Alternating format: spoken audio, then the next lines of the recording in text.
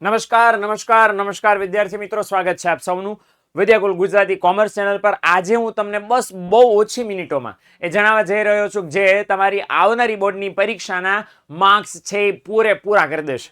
જી હા, ઇકોનોમિક્સ વિષયમાં 100 માંથી 100 માર્ક્સ લાવવા માટેની કિલર સ્ટ્રેટેજી હું તમારા માટે લઈને આવ્યો છું। આજે 4 ફેબ્રુઆરી થઈ છે, આજથી લઈને 26 ફેબ્રુઆરી સુધી ઇકોનોમિક્સ માટે એવું શું કરવું અને એવું શું ન કરવું કે જેથી આપણા વિષયના પેપરમાં 100 માં 100 માર્ક્સ આવે, એની ટિપ્સ હું તમને ફટાફટ સટાસટ બને એટલા ઓછા સમયમાં કહેવાનો પ્રયત્ન કરવાનો છું।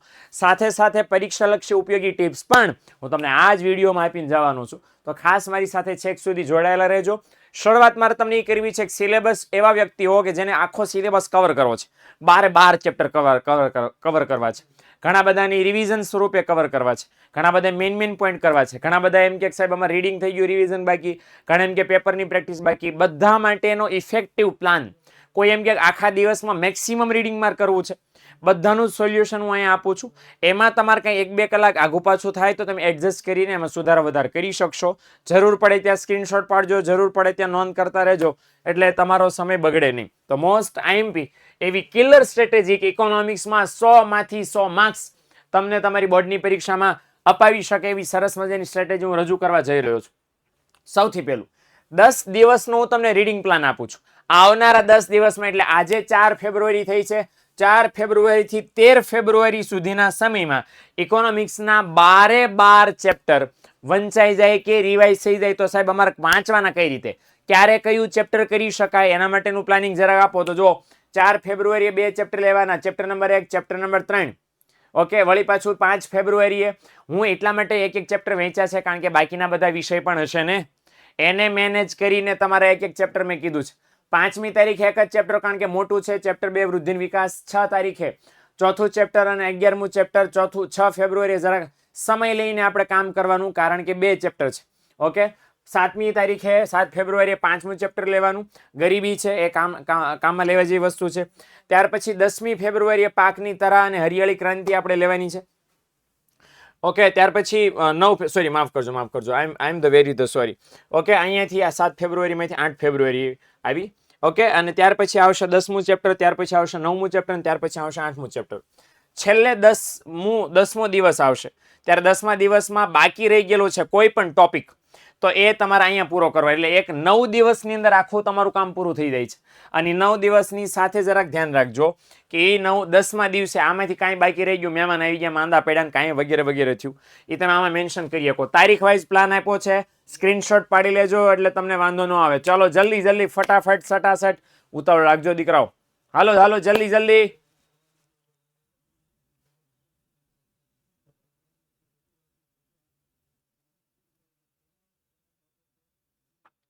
ચલો ડન છે ભાઈ, તો આટલી વિગતોનું આપણે ધ્યાન રાખીને ચાલશો તો આઈ એમ વેરી શ્યોર કે તમને વાંધો નહીં આવે। 12 ચેપ્ટર આપણા મસ્ત સરસ મજાના થઈ જશે।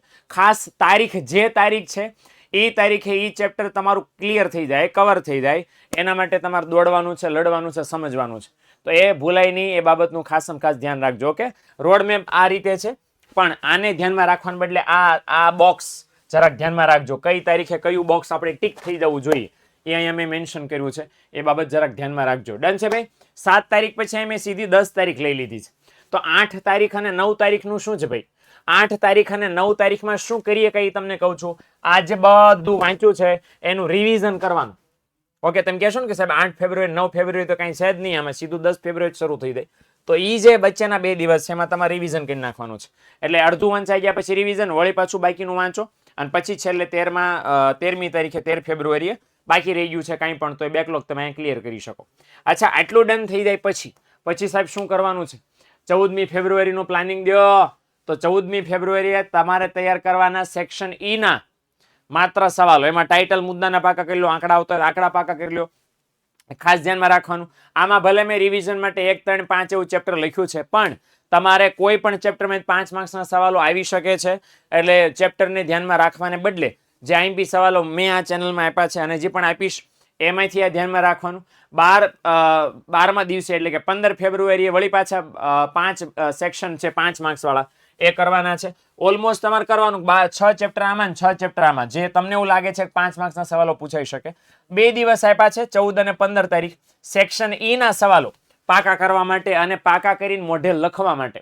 ઓકે, 13મી તારીખ એટલે 16 ફેબ્રુઆરીએ સેક્શન ડી અને 14મો દિવસ એટલે 17 ફેબ્રુઆરીએ સેક્શન ડી અને સેક્શન સી કરવાનું. ઓકે, 18મી તારીખે સેક્શન એ બી ના બધા સોલ્યુશન કરી લેવાના. અને અહીંયા તમને ખાસ કહી દો કે ભાઈ આ 18 ફેબ્રુઆરીએ જેમ જે સોલ્યુશન કરો, રવિવાર છે, એમાં મેં એક પીડીએફ તમારી માટે સરસ મજાની બનાવી છે. જો એ તમને ખાસમાં ખાસ કામમાં લાગશે. ઓકે, એટલે એ બી સેક્શનનું જ્યારે રિવિઝન કરવા બેસો છો, આ પીડીએફ તમારી પાસે હોવી જોઈએ. ડાઉનલોડ કરી લેજો. બહુ સરસ મજાનું એ 12 ચેપ્ટરના એમસીક્યુ એસક્યુ બધું જ તમારા માટે એની અંદર મેં જવાબ સહિત મૂકી દીધું છે. તો ઇઝી પડશે ને ફટાફટ તમારું કામ થઈ જશે. મેક્સિમમ પ્રેક્ટિસ કરશો તો 30માં 30 આવવાની સંભાવના વધી જશે. આ બધા 5 સેક્શનની પ્રિપેરેશન થઈ જાય પછી 19મી તારીખે આલેખ અને જેટલા આંકડા છે એની તૈયારી કરો. આલેખ જો કે એટલો બધો સમય માગે એવું છે નહીં, પણ આંકડા 19મી તારીખે કરી શકાય. અને 20મી તારીખે, જો 26 તારીખે પેપર છે એટલે 20મી તારીખે આપણે આપણી રીતે આપણી પદ્ધતિ પ્રમાણે બોર્ડનું એક જૂનું ગમે પેપર લઈ લો, રાઉન્ડ ટેસ્ટનું પેપર લઈ લો, એની તમારે રાઇટિંગ પ્રેક્ટિસ કરવી પડશે. ઓકે, આની મેં તમને ઓલરેડી વાત કરી દીધી છે.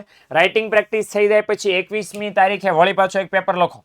ઓકે, 22મી તારીખે વળી પાછું બીજું પેપર લખો. આના માટે યુથ સ્વયંનો પેપર સેટ છે જ, એમાંથી પેપર લખી શકો. 23મી તારીખે વળી પાછું પેપર લખો. 24મી પછી આમ જો જ્યાં સુધી પરીક્ષા ન પૂરી થાય ત્યાં સુધી રોજ પેપર લખવાનું છે. રોજ એક પેપર ફરજિયાત લખાવવું જોઈએ. હું નથી કહેતો કે રોજ ઇકોનું પેપર લખો, કારણ કે રોજ 3 કલાક ખાલી ઇકોમાં નાખશો તો બાકીના બધા વિષયનું શું થશે. પણ તમે એક નહીં એક દિવસ ગેપ લઈને આ બધા દિવસોમાં જે દિવસે પેપર નથી લખતા એ દિવસે પેપરમાં જે ભૂલ પડી હોય એ પાકું કરી શકો છો. એટલે એ પ્રમાણે કામ કરવાનું છે. 22મા દિવસે એટલે 25મી ફેબ્રુઆરી પરીક્ષાના આગલા દિવસે 26મી તારીખે પેપર છે ને, એટલે 25 ફેબ્રુઆરીએ શું કરવાનું છે? આંકડા, વ્યાખ્યા, મોટા મોટા સવાલના ટાઇટલ્સ, મુદ્દા, ઓકે, કોઈ પ્રક્રિયા આવતી તો પ્રક્રિયા જે આવતું હોય એ મેઇન ડિટેલ જોઈ લેવાની છે. પરીક્ષામાં પેપર કેવું આવશે ને કેવું નહીં આવે એના ટેન્શન લેવાના થતા નથી. ઓકે, ત્યાર પછી બીજું ખાસ શું કરવાનું છે? આજથી લઈને બોર્ડની પરીક્ષા પૂરી ન થાય ત્યાં સુધી રોજનો શેડ્યુલ સેટ કરી દો. શેડ્યુલ 6 વાગે જાગી જાઓ, 6 વાગ્યાથી 8 વાગ્યા સુધી નવું ચેપ્ટર વાંચો. સવારમાં અત્યારે આ કામ કરી શકાય. બીજું શું કામ કરવાનું છે જાગ્યા પછી? આ જે ચેપ્ટર છે એમાં નવા જે પ્રકરણો છે ધ્યાનપૂર્વક વાંચવાના, કે જેથી તમને મસ્ત સરસ મજાને સમજાઈ જાય. બપોર શું કામ કરવાનું છે? લખવાની પ્રેક્ટિસ, આલેખ દોરવાની પ્રેક્ટિસ ને એમસીક્યુ એસક્યુ છે એની કરવાની. એટલે 2 થી 4 નો ટાઈમ એવો છે ઊંઘ આવે સાહેબ, તો ઊંઘવાના ટાઈમમાં લખવાની પ્રેક્ટિસ એવી રીતે કરવાની કે લખશો એટલે ઊંઘ નહીં આવે. એમસીક્યુ એસક્યુ ની પ્રેક્ટિસ કરશો, હેલા વિભાગ લઈ લો, ઊંઘ નહીં આવે રીડિંગ કરો ત્યારે. અને રાત્રે 8 વાગે 10 વાગ્યા સુધી રિવિઝન કરો, નાના ક્વેશ્ચન કરો, આખા દિવસમાં જેટલું વાંચ્યું છે એનું રિવિઝન કરો અને આ વસ્તુ કરો. ઓકે, તો જે તમારે આખું મેઇન અઘરું વાંચવું છે, સવારનો time is the golden time. કોઈ એમ કે સાહેબ અમારે સ્કૂલ શરૂ છે તો આ 1 કલાક ઓર આગળ લઈ શકાય, 5 થી 7 કરી શકો. ઓકે, 4 થી 6 કરી શકો. અહીંયા સુવાનો ટાઈમ એટલો વહેલો કરી દેવાનો. ઓકે, પણ પૂરતી ઊંઘ લેવી આવશ્યક છે. ઊંઘ પૂરતી નહીં લીધી દીકરાઓ તો આપણું કામ ભેગું નહીં થાય. અને લાસ્ટ બટ નોટ લીસ્ટ જે મારે તમને ખાસમાં ખાસ કહેવું જોઈએ, અને એ છે પેપરનું ટાઈમ પાલન, સમય પાલન. કયા વિભાગ કેટલી મિનિટમાં લખવો કેમ ખબર પડે? જો ટીક 180 મિનિટ આપણને મળશે ભાઈ. 180 મિનિટ 100 માર્ક્સના પેપર લખવા માટે કઈ રીતે ઇન્વેસ્ટ કરવાની? તો સૌથી પહેલું ધ્યાન રાખજો, સેક્શન એ અને બી 2 થી 20 મિનિટમાં ખતમ થઈ જવું જોઈએ. અત્યારે પેપર લખવાની પ્રેક્ટિસ કરશો તો એ પ્રમાણે ધ્યાનમાં રાખીને ચાલજો કે 20 મિનિટમાં કામ તમામ થઈ જવું જોઈએ. સિમિલર સેક્શન સી 48 મિનિટમાં કામ થવું જોઈએ. સેક્શન ડી માં 42 મિનિટમાં. સેક્શન સી 48 મિનિટમાં. એનો મતલબ એમ થયો કે એક સવાલ છે ને એ લખવા માટે મેં અહીંયા 4 મિનિટ છે. ઓકે, કેટલી મિનિટ એક સવાલમાં લખવા માટે? 4 મિનિટ ફાળવી છે. 4 મિનિટ. અહીંયા 7 6 42 એટલે અહીંયા વિભાગ ડી નો એક સવાલ લખવા માટે 6 મિનિટ ફાળવી છે, માફ કરજો, 6 મિનિટ.